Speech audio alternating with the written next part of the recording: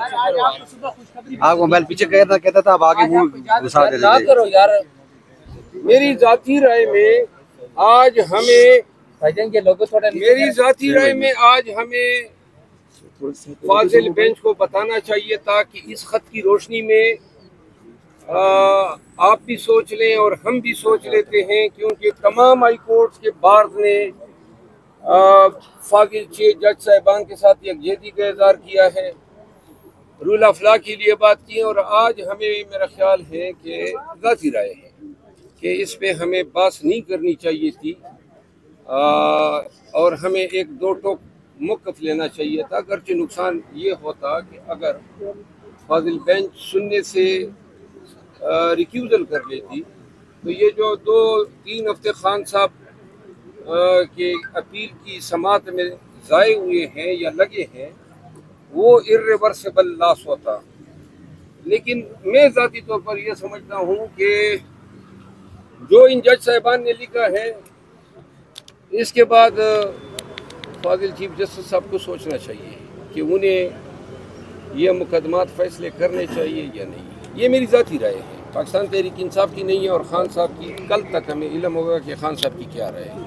Islamabad high court bar association और district bar association ने press conference की कुछ देर पहले और उन्होंने तहकीकात की हद तक मुतालबा किया। क्या समझते हैं कि काफ़ी है इस हद तक? तहकीकात होगी तो इसके बाद तहकीकात जो है ना ये प्राब होगा, और ये चूँकि फाजिल जज साहिबान ने दस्तावेज़ी सबूत दिए हैं, अपने हवाले दिए हैं, और उनके बयानात जो हैं हाई कोर्ट के जज हैं और एक भी नहीं है 6 जज साहिबान हैं, तो उनके बयानात का सिर्फ जारी होना काफ़ी है, उसकी बयानात के शकूक और शुबात में नहीं जाया जा सकता। सर एचईएसएन कॉलेज के प्रिंसिपल ने भी इस्तीफा दे दिया कि सियासी मुदाखलत हो रही है। हर जगह मुदाखलत है, आज चीमा साहब तो हर चीज़ में मुदाखलत है, और ये मुर्गियों की कीमतों की तकर्रुरी में भी मुदाखलत है, तो लिहाजा ये निज़ाम इंसाफ तो फिर आगे की चीज़ है। वरीदा फारूकी साहब जस्टिस बाबर सत्तार की शहरियत और उनकी फैमिली पर बात कर रही है, आप क्या समझते हैं कि इस खत के बाद इस तरह के जुमले कहना या उनकी शहरियत के बारे में बात करना क्या मकसद हो सकता है? मैंने उनका प्रोग्राम देखा नहीं है, देखूंगा तो फिर मैं इस पर कमेंट्स करूँगा।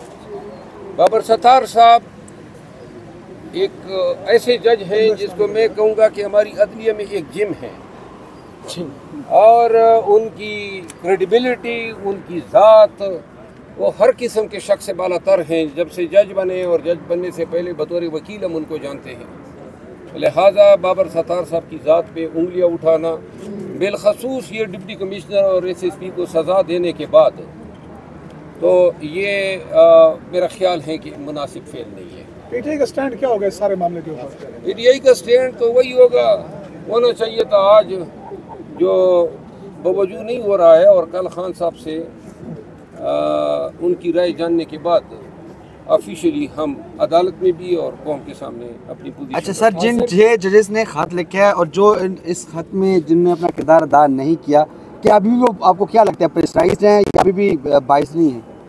नहीं, बाकी रह गया रही नहीं है ना, बाकी अदालतों में भी तो सर ये बाकी अदालतें भी हो सकती है सर, हाँ, ये यहाँ पे केसेस चलते रहे हैं। जी बिल्कुल, ये इसके पहले ये एविडेंस आई है लाहौर हाई कोर्ट के हवाले से, और मेरा ख्याल है कि ये बारिश का पहला खतरा था, आ गया। आप देखिए सर ये बताएं, कोर्ट से भी शायद इस तरह के खतूत आना शुरू। सर ये बताएं, खत के बाद कार्रवाई मुमकिन हो सकती है, आपका तजुर्बा क्या कहता है? 804 एहतजाज के नाम से हम केपी में 2 दिन के अंदर ऐलान कर रहे हैं कि किस तारीख को, लेकिन ईद से कबल होगा, और शायद 6 तारीख से पहले होगा या बाद में होगा। ये अली अमीन खान से बातचीत के बाद इसका मैं अनाउंसमेंट। सर आपने फॉरवर्ड ब्लॉक के हवाले से बात की थी और कल अली मोहम्मद खान साहब ने कहा कोई फॉरवर्ड ब्लॉक नहीं बन रहा। कौन कह रहा था? अली मोहम्मद खान साहब ने कल यहीं पे अली मोहम्मद खान ठीक कह रहा था। फॉरवर्ड ब्लॉक की मैंने अपोजिशन लीडर का इंटरव्यू देखा था, इससे पहले 6-7 लोग गए थे, और इस पर मैं वजाहत दे चुका हूँ।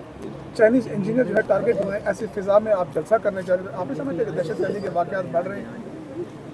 चाइनीज इंजीनियर्स टारगेट होने की डायरेक्ट जिम्मेदारी आईजी खैबर पख्तूनख्वा पे पड़ती है। इससे पहले कोहिस्तान में आईजी इंजीनियर पे हमला हुआ था और तमाम पुलिस फोर्स अलर्ट थी, बाकायदा स्पेशल पुलिस फोर्स दी गई थी, और उस हादसे का खमियाजा केपी भुगत रहा है। चाइनीज हुकूमत कोई भी प्रोजेक्ट केपी में नहीं शुरू कर रही है उस वाक़े की वजह से। और केपी के लिए अगर कोई एनओसी दरकार होती है तो बीजिंग का जो सिफारत खाना है वो नहीं दे रहा है।